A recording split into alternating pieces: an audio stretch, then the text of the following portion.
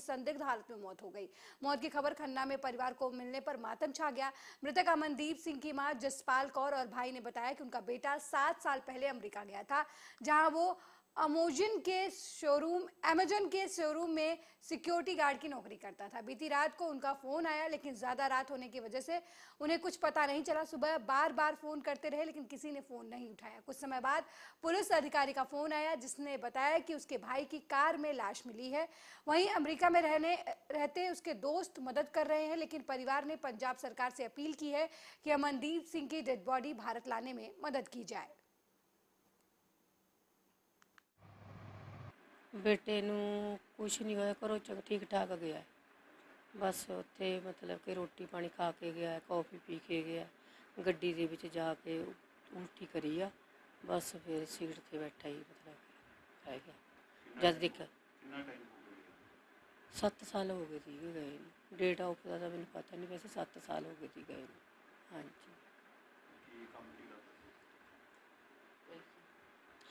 Security guard सीगा। हाँ जी, बस फैक्ट्री के आले दुआले ਐਮਾਜ਼ੋਨ ਦਾ ਗੋਦਾਮ ਸੀ ਉੱਥੇ ਸਿਕਿਉਰਿਟੀ। हाँ टूरे कढ़ना सीगा। हाँ जी, नहीं जी, कुमारा सीगा। ਕਿੰਨੇ ਬੇਟੇ ਪਰਿਵਾਰ ਚ ਤੁਹਾਡੇ, ਕਿੰਨੇ ਬੇਟੇ ਹੈਗੇ? मेरे बेटे 3 ने, वो सारे ने छोटा सीगा। हाँ जी, ਕਿੰਨੀ ਉਮਰ ਸੀ वो 82 सन का जन्म सीगा ਉਹਦਾ। हाँ जी, ਹਾਦਸਾ ਵੀ ਜੀ ਮੈਨੂੰ ਤਾਂ ਰਾਤ ਨੂੰ ਨਾ 1 ਵਜੇ ਫੋਨ ਆਇਆ ਸੀ। ਚਲੋ ਮੈਂ ਹਾਂ ਵੀ ਨਹੀਂ ਚੱਕ ਹੋਇਆ, ਮੈਂ ਸੁੱਤਾ ਪਿਆ ਸੀ ਵੀ ਜੀ। ਜਦ ਸਵੇਰੇ ਮੈਂ ਦੇਖੀ ਅੱਖ ਖੋਲ੍ਹ ਕੇ, ਮੈਂ ਉਹਨਾਂ WhatsApp ਚੈੱਕ ਕੀਤਾ ਵੀ ਕਾਲ ਆਈ ਹੋਈ ਹੈ ਬ੍ਰਦਰ ਦੀ। ਉਹ ਫਿਰ ਮੈਂ ਦੇਖਿਆ, ਮੈਂ ਇਸ ਟਾਈਮ ਰਾਤ ਨੂੰ ਫੋਨ ਕਾਹਦੇ ਵਾਸਤੇ ਉਹਨੇ ਕਰਨਾ। ਅਤੇ ਸਵੇਰੇ ਉਹਨੂੰ ਮੈਂ 8 ਵਜੇ ਉਹਨੂੰ ਫੋਨ ਲਾਉਣਾ ਸ਼ੁਰੂ ਕਰਤਾ। 1 ਲਾਏ, 2 ਲਾਏ, ਉਹਨੇ 5-7 ਫੋਨ ਚੱਕੇ ਨਾ ਜੀ। ਫਿਰ ਮੇਰਾ ਮਨ ਖੜਿਆ ਨਾ, ਮੈਂ ਫਿਰ ਕਰੀ ਗਿਆ ਉਹਨੂੰ। ਉਹ ਤੋਂ ਬਾਅਦ ਇੱਕ ਪੁਲਿਸ ਵਾਲੇ ਨੇ ਉੱਥੇ ਇੰਗਲਿਸ਼ 'ਚ ਬੋਲਣ ਲੱਗ ਗਿਆ ਵੀ, ਮੈਂ ਉਹਦਾ ਜਦੇ ਮਨ ਮੇਰਾ ਸੜ ਗਿਆ ਵੀ ਇਹ ਬੰਦਾ ਕੌਣ ਬੋਲ ਰਿਹਾ। ਫਿਰ ਮੈਂ ਸੋਚਿਆ ਮੈਂ ਜ਼ਿਆਦਾ ਕੋਈ ਗੱਡੀ ਗੁੱਡੀ ਦਾ ਐਕਸੀਡੈਂਟ ਹੋ ਗਿਆ ਵੀ ਜਿਹੜੇ ਪੁਲਿਸ ਵਾਲੇ ਬੋਲ ਰਹੇ ਵੀ ਉਹ ਗੱਲ ਨਹੀਂ ਕਰਵਾ ਸਕਦੇ ਸਾਡੀ। ਅਤੇ ਫਿਰ ਮੈਂ ਇੱਕ ਨਾ ਮੁੰਡਾ ਸਾਹਮਣੇ ਸਾਡੇ, ਉਹਨੂੰ ਮੈਂ ਫਟਾਫਟ ਗਿਆ ਉਹਦੇ ਕੋਲ। ਮੈਂ ਯਾਰ ਵਿੱਕੀ ਦੇਖੀ ਵੀ ਗੱਲਬਾਤ ਕੀ ਹੋ ਗਈ, ਵੀ ਬੰਦੇ ਨੂੰ ਸਮਝ ਨਹੀਂ ਆ ਰਹੀ। ਫਿਰ ਉਹਨੇ ਅਫਸਰ ਨਾਲ ਗੱਲ ਕੀਤੀ, ਉਹ ਕਹਿੰਦੇ ਸਾਨੂੰ ਜੀ ਪੰਜਾਬੀ 'ਚ ਸਾਨੂੰ ਟਰਾਂਸਲੇਟ ਕਰਕੇ ਦੱਸੋ। ਫਿਰ ਉਹਨਾਂ ਨੇ ਇੱਕ ਅਫਸਰ ਨਾਲ ਗੱਲ ਕਰਾਈ ਪੰਜਾਬੀ 'ਚ, ਉਹ ਬੋਲਿਆ ਅਤੇ ਉਹ ਕਹਿੰਦਾ ਜੀ ਤੁਹਾਡੇ ਸਿੰਘ ਦੀ ਵੀ ਗੱਡੀ ਦੇ ਵਿੱਚ ਡੈਥ ਪਾਈ। वहीं 5वीं junior Punjab state boxing championship Shahi sports college Samrala में आयोजित की गई, जिसमें पंजाब के कई जिलों से बच्चों ने हिस्सा लिया। 3 दिवसीय चैंपियनशिप में हिस्सा लेने वाले बच्चों में जबरदस्त उत्साह देखने को मिला। शाही स्पोर्ट्स कॉलेज के डायरेक्टर गुरबीर सिंह शाही ने बताया कि इसमें 218 खिलाड़ी और 13 भार वर्ग शामिल हैं। शाही स्पोर्ट्स कॉलेज ने खिलाड़ियों के रहने और खाने की व्यवस्था भी की है, और पंजाब की युवा पीढ़ी को नशे से दूर रखने के लिए उन्होंने खेलों से जोड़ना बहुत जरूरी है। बड़े लंबे समय तो बॉक्सिंग के नाल मैं जुड़िया होया। जदों सुरजीत सिंह मानसा जी प्रेजिडेंट होंदे सी, उदों तो लैके सैकटरी कई चेंज होए ने। इसदा गुरचंद सिंह सराओ जिहड़े DSO भी रहे ने एथलैटिक्स के, साडे जयपाल सिंह अर्जन अवार्डी। उस तो बाद फिर मैनू सेवा करने का मौका मिले। पहला गुरनाम सिंह सेखों होंदे सी, ते बड़े लंबे समय तो बॉक्सिंग नाल जुड़े हुए हैं। पहला एज ऑफिशियल बच्चों दीयां टीमां लेके जानियां नेशनल, लंबा समा काम किया। तो समराले नाल स्पैशली शाही स्पोर्ट्स कॉलेज नाल साडा लंबे समय तो वाह है। इत्थे जदों दारा सिंह का सन्मान किया सी, उदों भी साडी पंजाब चैंपीयनशिप हुई थी सीनियर की, बड़े अंतरराष्ट्रीय लैवल। 5वीं junior Punjab state boxing championship 25 जून तो लैके 27 जून तक Mata Gurdev Kaur memorial Shahi sports college of physical education Chakdauti के बॉक्सिंग रिंग दे विच चल रही है। पंजाब के करीब 23 जिलों तो खिडारी खेडन आए ने। करीब 218 के करीब प्लेयर ने जिहड़े वो इत्थे हिस्सा लै रहे हैं। 13 साडे कोल वेट कैटागरी च ने, ते बड़ा ही शानदार मुकाबले होए है, ते फाइनल मुकाबले होण जा रहे हैं। ते साडे वहीं 1.5 महीना पहले रेवाड़ी के गांव बुढ़पुर स्थित एक ईंट भट्टे से आधी रात को भट्टे पर काम करने वाले एक मजदूर दंपत्ति की 14 साल की नाबालिग बेटी अचानक लापता हो गई। बच्ची को अगवा कर भगा ले जाने का आरोप दंपत्ति ने पास के भट्टे पर काम करने वाले एक सफाई कर्मचारी पर लगाया है, जिसके आधार पर पुलिस ने पॉस्को एक्ट के तहत मामला तो दर्ज कर लिया, लेकिन आज तक बच्ची का कोई सुराग नहीं मिल पाया है और उसका कोई पता भी नहीं लग पाया है। पुलिस को दर्जनों शिकायत कर चुके हैं पीड़ित परिवार, लेकिन बच्ची के माता पिता ने अब गृह मंत्री अनिल विज को अपनी शिकायत भेजकर बच्ची के बरामदगी की गुहार लगाई है। जो है मेरे 12 मई से मेरी लड़की गायब है। 1.5 महीना हो गया मेरी लड़की के ना पता है, मेरी लड़की नहीं मिल रही है। मैं खट्टर सर से मैं अभी मांगती हूँ मेरी बच्ची मुझे वापस मिल जाए। मैं दर की ठोकरें खा रही हूँ। मैं सब थाना में जा चुकी हूँ, मैं एसपी ऑफिस जा चुकी हूँ, कोई मेरी सुनवाई नहीं कर रहा। मैं भट्टे पे काम करती हूँ बच्चियों को लेकर। रात 11 बजे मेरी बच्ची गायब है भट्टे पे। यूपी से तू यूपी का कितना बड़ा वो है, तुझे तेरे गांव से उठवा दूंगा। और अगर तू नहीं मानता है तो ये फोटो देख, मुझे फोटो दिखाए थे, मुझे डरा दिया, मैं डर गया जी। और ये सदर थाने में जो एक सिपाही जी हैं, उन्होंने मेरे ऊपर बहुत ज़्यादा ही प्रेशर बनाया था। मुझसे बोल रहे थे ले जा पैसे यहाँ से अपना हिसाब करा के, नहीं तो तुझे पैसे भी नहीं मिलेंगे, तुझे मारूंगा भी। चाहे तू एसपी से शिकायत कर, डीएसपी से कर दे, चाहे पेपर में न्यूज़ में दे दे, मैं तुझे ऐसा समझ ले बहुत ही मारूंगा। और मैं डर की वजह से मैं वहाँ से चला गया जी। मैं अब मेरे बच्चे, लड़की मुझे मिल रही नहीं है, 1.5 महीना हो गया जी। 12 मई से मेरी लड़की गायब है और मैं बहुत ज़्यादा ही परेशान हूँ। और वहीं गरीबों के आशियाने पर एचएसवीपी ने पीला पंजा चलाया है। भारी पुलिस बल लेकर शहर के बाईपास पर पहुंची टीम ने झुग्गियों को पीले पंजे से जमींदोज कर दिया। रोते बिलखते रहे लोग। वहीं लोगों का कहना है कि चंद मिनट में घर से बेघर होना पड़ रहा है। इस तस्वीर में जिस बच्ची को पेट पकड़कर रोते हुए देख रहे हैं, ये बच्ची वही है जिस पर उसके परिवार के लोगों ने आरोप लगाया कि पुलिस टीम ने अतिक्रमण हटवाते वक्त बच्ची के पेट पर लात मारी है। आरोप कितना सही है तो जांच का विषय है, लेकिन रोते बिलखते इन लोगों को देखकर अंदाजा लगाया जा सकता है कि कार्रवाई से लोग काफी परेशान हैं।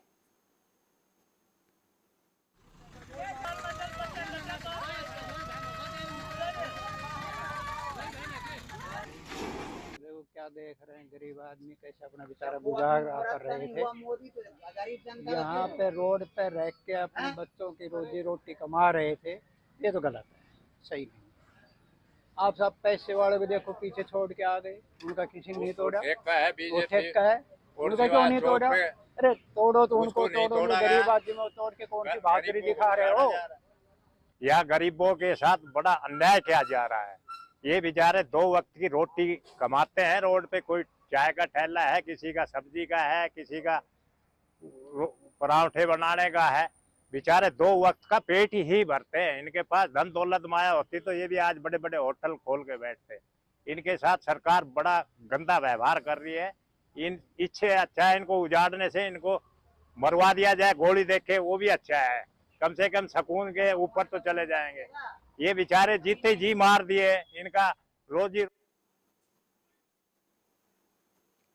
वहीं पंजाब और हिमाचल प्रदेश की सीमा से सटे गांव में अवैध शराब कारोबारियों और नशा तस्करों के खिलाफ कड़ी कार्रवाई करने के आदेश वरिष्ठ अधिकारियों से मिले हैं। सीमावर्ती गांव मजारी से सटे इलाके में चेकिंग की गई है। चेकिंग के दौरान पुलिस पार्टी को उस समय बड़ी सफलता मिली जब गांव मजारी की सीमा से लगती खड्डक के किनारे से भारी मात्रा में कच्चा माल बरामद हुआ, जिसके संबंध में आगे की कार्रवाई की जा रही है।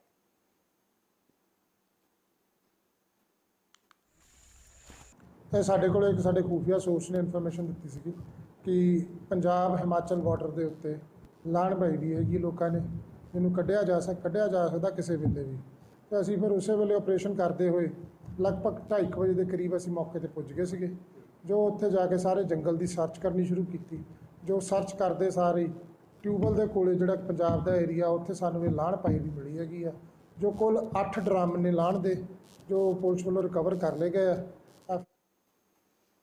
वहीं दतिया में बड़ा हादसा होने की खबर सामने आई है, जिसके चलते शादी समारोह में जा रहे लोगों का वाहन बुहारा नदी में गिर गया। हादसे में 10 से ज्यादा लोगों की मौत हो गई है, जबकि 2 दर्जन से ज्यादा लोग घायल बताए जा रहे हैं। हालांकि पुलिस अधीक्षक प्रदीप शर्मा रेस्क्यू टीम के साथ मौके पर पहुंचे, रेस्क्यू किया जा रहा है। दरअसल बुहार नदी गांव के पास निर्माणाधीन पुल से टकराकर मिनी ट्रक नदी में गिर गई और लड़की की शादी कराने टीकमगढ़ जा रहा था ये लोडिंग वाहन। जिसमें से कई लोग घायल हो गए हैं।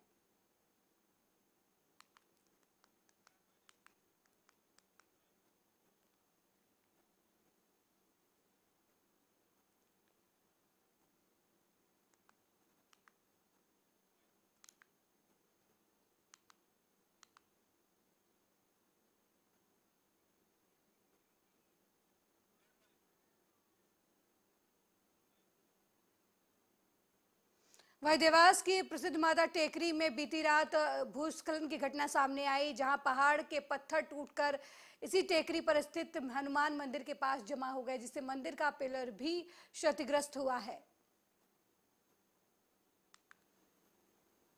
तस्वीरों में भी आप देख सकते हैं कि किस तरीके से भूस्खलन के दौरान जो पत्थर हैं वो टूटकर मंदिर में आ गिरे हैं।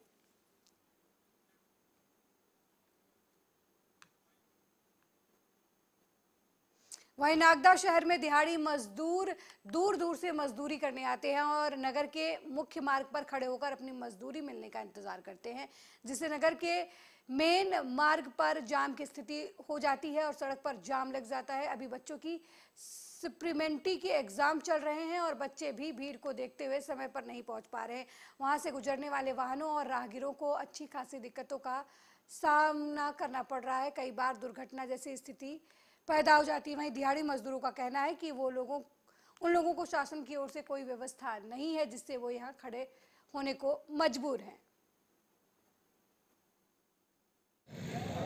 यहाँ मजदूर के लिए खड़ा था। तो आप शासन से क्या चाहते हो?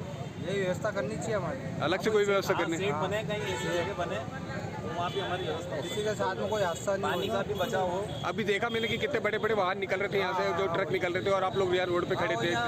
भीड़ रहती है और किसी के साथ में दुर्घटना हो जाए। शहर के सभी मजदूर यहाँ पे इकट्ठे हुए हैं बस स्टैंड में और सुबह सुबह यही इनका मजमा लगा रहता है। जो भी नागदा के है या आसपास के क्षेत्र के लोग मजदूर लेने आते हैं तो मजदूर बेचारे यहाँ पे परेशान होते हैं, मेन रोड पे खड़े होते हैं। तो इनके लिए अगर कोई व्यवस्था हो। आज मैंने देखा कि सुबह सुबह सरकारी स्कूल यहाँ पे है और परीक्षा देने छोटे छोटे बच्चे आए तो उनको भी काफ़ी परेशानी का सामना करना पड़ा। इन मजदूरों के बीच में होते हुए कई बच्चे लेट भी हो गए हैं। वहीं मध्य प्रदेश के गृह और जेल मंत्री डॉक्टर नरोत्तम मिश्रा ने यूसीसी पर बयान दिया है। मिश्रा ने कहा कि ओवैसी और कांग्रेस अंग्रेजों की भाषा बोल रहे हैं। जिस संविधान का हवाला दे रहे हैं उसका निर्माण बाबा साहब ने किया। बाबा साहब समान नागरिकता कानून के पक्षधर थे। ओवैसी महिलाओं के उत्थान के कानून का भी विरोध करते हैं। ये शदम मानसिकता है। कश्मीर का मुद्दा आया था तब भी हमने कहा था कि एक देश एक विधान हो।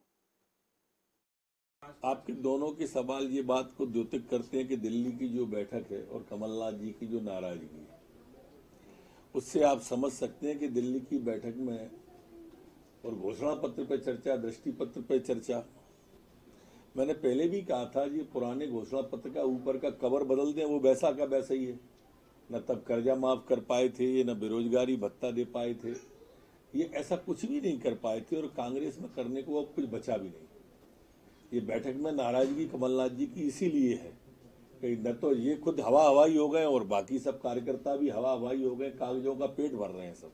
दरअसल ये ओबीसी जी जो हैं ये कांग्रेस की और अंग्रेजों की जो भाषा थी वो बोल रहे हैं। जिस संविधान संशोधन का हवाला ओबीसी दे रहे हैं उसके निर्माण आदरणीय बाबा साहब अम्बेडकर जी के द्वारा किया और वो हमेशा समान नागरिक संहिता के बाबा साहब पक्ष में रहे। तो नेहरू जी के कारण से उस समय में और अंग्रेजों के कारण से 1954 में और नेहरू जी के कारण से ये हिंदू सिविल कोड लाए और उस तरह की बातें करें, ऐसा इनने बोला था। राजीव गांधी जी साहबानो प्रकरण का निर्णय उनने सुप्रीम कोर्ट के निर्णय को बदल दिया था। ओवैसी जैसे लोग अपने समाज की आधी आबादी है जो महिलाओं की, ये उनका ही पक्ष नहीं करते हैं। ट्रिपल तलाक जैसा महिलाओं के उत्थान का, बहनों के बेटियों के उत्थान का जो था, ये उसका विरोध करने लगे। ये अभी कॉमन सिविल बोर्ड का शुरुआत इनने विरोध करने की कर दी। ये बहुत क्षुद्र मानसिकता है। हम तो उस समय भी जब कश्मीर का विषय आया था तब भी हमारे लोगों ने एक देश में 2 विधान, 2 संविधान, 2 निशान नहीं होना चाहिए, तरह के लोग होंगे उसकी गारंटी उन्होंने दी है। इनकी गारंटियां कैसी हैं? कर्जा माफ की गारंटी राहुल गांधी दे गए थे ना यहाँ पे, एक किसान को ले आए। मैं तो आप सबसे प्रार्थना करता हूं कि वो नहीं लाएं तो आप कोई एक लाएं जो 2 लाख जिसे 10 दिन में मिल गए। कोई एक नौजवान ले आए जिसको 4000 का बेरोजगारी भत्ता मिला हो। कोई एक बेटी 15 महीने में 51,000 पाई हो तो उसको ले आए। कोई एक नौकरी सरकारी लगी हो उसको ले आए। ला नहीं सकते आप लोग। बड़ी एक दुखद प्रसंग आज सुबह हुआ था। बुहारा गांव है और नदी का नाम भी बुहारा है। ग्वालियर जिले के बिल्हैटी गांव के खटीक समाज के लोग जतारा टीकमगढ़ बिटिया को लेके शादी के लिए जा रहे थे। आईसर ट्रक था एक, जिसमें रपटे पैसे पहिया नीचे आने से पलट गया है। बहुत दुखद घटना घटी है। 5 लोग अभी उसमें काल कबलित हुए हैं, जिसमें से 3 छोटे बच्चे हैं, 2 बेटे 1 बेटी। एक बेटा बड़ा है 15 साल का और एक बहन है, माता है 65-60 साल की। ये हुए हैं। उनकी संस्कृति है वहां बिना पैसे के तो कोई काम होती ही नहीं कांग्रेस में। ये कांग्रेस का असली चेहरा है जो बेटियां बता रही हैं, और ये नीचे से ऊपर तक है, नीचे से ऊपर तक। इसलिए हमने वल्लभ भवन दलाली का अड्डा बताया था। ये इनकी संस्कृति है कांग्रेस की कि वहां बिना पैसे के कुछ रहते नहीं। 15 महीने की सरकार देख लो आप। उस 15 महीने की सरकार में कोई कांग्रेस का कार्यकर्ता ये कह ही नहीं सकता कि हमने बिना पैसे दिए कोई काम किया, करा लिया। वहीं मध्य प्रदेश के शाजापुर जिले में पिछले दिनों एक चौंकाने वाला मामला सामने आया। मामला भारतीय सेना से जुड़ा हुआ था। समुद्र रामगढ़ जम्मू कश्मीर के रहने वाले 26 साल के जसवंत सिंह का शव शाजापुर के कालीसिंधी नदी में मिला था। पुलिस ने मामला संज्ञान में लेते हुए जिला अस्पताल में यशवंत सिंह की बॉडी रखी थी। ज्यादा दिन पुराने होने की वजह से इसे जम्मू ले जाने से मना कर दिया गया था। फिर जवान का शव शाजापुर जिला अस्पताल से एम्बुलेंस के माध्यम से उनके गांव पहुंचाया गया, जहां पर आर्मी बटालियन ने जवान को सलामी के साथ अंतिम संस्कार कर अंतिम विदाई दी।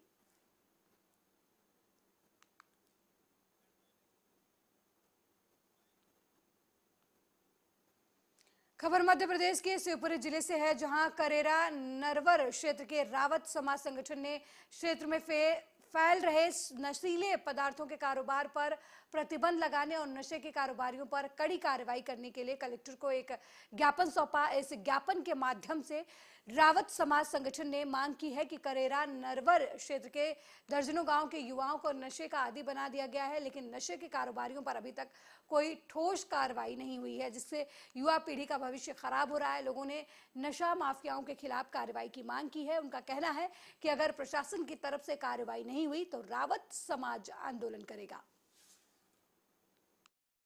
हम एक समाज नशा मुक्त समाज बनाना चाहते हैं और हमारा रावत समाज सेवा संगठन है वो लगातार हमारे 14 गांव में भ्रमण करता है और एक अच्छे समाज का निर्माण कराते हैं। तो उसमें जो शराब है, नशा के लिए अफीम है, चरस है, गांजा है, इसमें बड़ी मात्रा में और अवैध रूप से कारोबार किया जा रहा है। किस एरिया में किया जा रहा है, कहाँ पर? हमारा क्षेत्र जो आपका करई बेल्ट जो करई गा रहेगा ना, उस क्षेत्र में बड़े मात्रा में वो किया जाता है।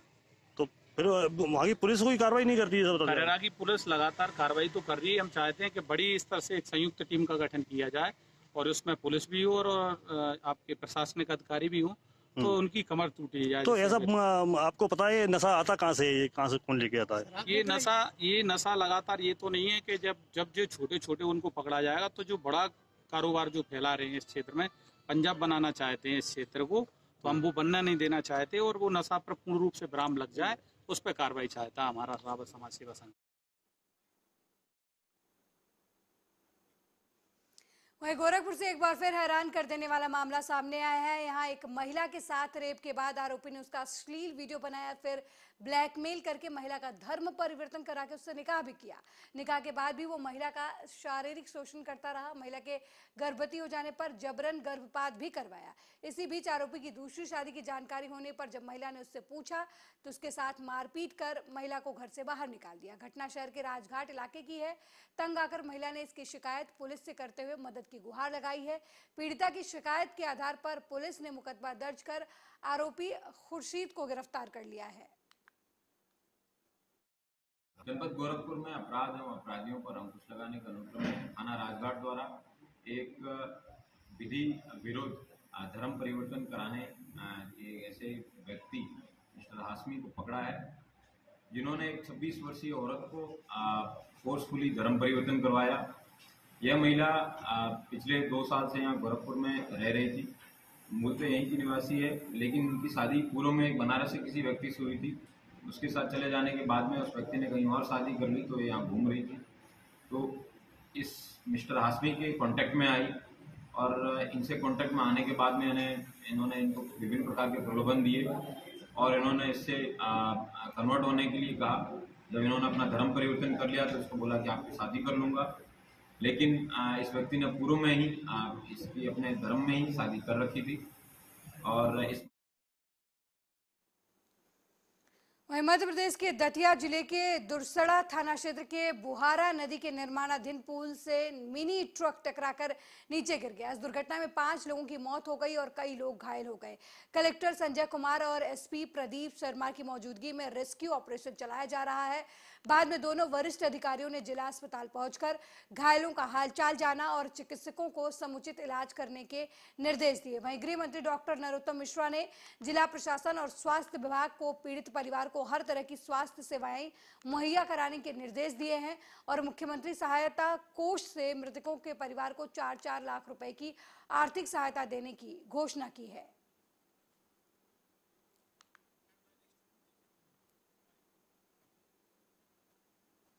वहीं फिरोजाबाद में आगामी बकरीद की त्योहार की तैयारियों को लेकर प्रशासन ने ईदगाह स्थल का भ्रमण किया। इस दौरान जिलाधिकारी, एसएसपी, नगर आयुक्त सहित जिले के तमाम आला अधिकारी मौजूद रहे। वहीं ईदगाह कमेटी के पदाधिकारियों के साथ तैयारियों का जायजा लेते हुए दिशा निर्देश भी दिए गए। साथ ही बिजली, पानी, साफ सफाई की व्यवस्था को लेकर व्यापक बंदोबस्त के भी निर्देश दिए गए।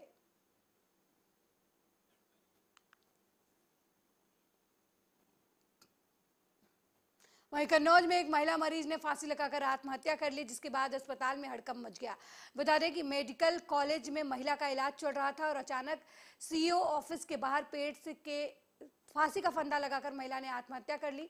महिला मानसिक रूप से विक्षिप्त बताई जा रही है और 2 दिन पहले ही महिला को परिजनों ने अस्पताल में भर्ती कराया था। ठठिया क्षेत्र के मवैया गाँव की रहने वाली मृतका बताई जा रही है।